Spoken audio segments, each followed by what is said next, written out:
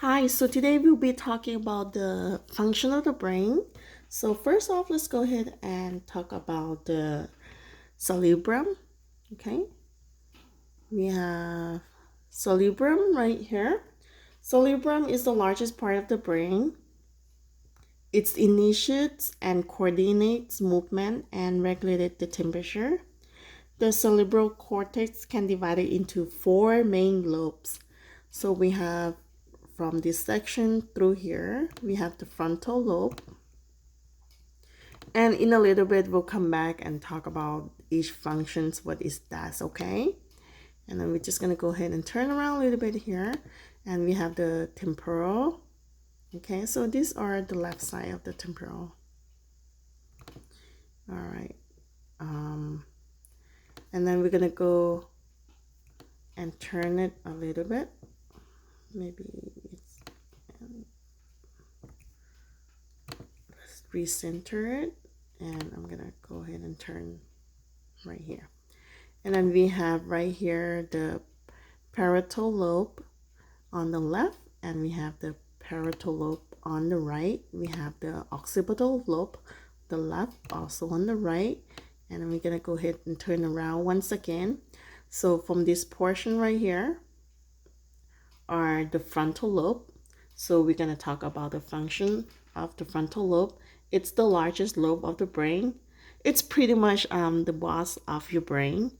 And for the frontal lobe are important for the voluntary movement, expressive language, and for managing higher level executive function. Okay. It's emotion control. So people who have damage to that frontal lobe, they have huge emotional swings. All right, so let's go ahead and turn around a little bit here. And then we're going to talk about the parietal lobe, okay? That's for the left side. And then we also have the right side here. It is the function for that is basically sensation. It's you dealing with and reacting to your environment, process information about the temperature, taste, touch, and movement. And we're just gonna go ahead and talk about the occipital.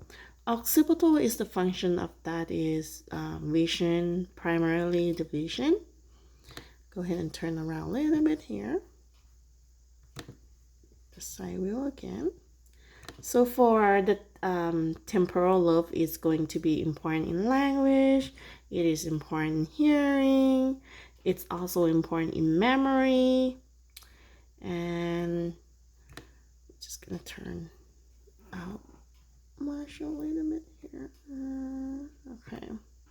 So now for the cerebellum, it is important for making postural adjustments in order to maintain balance. Like when you ride a bike, you have to thanks to the cerebellum to help you maintain the balance.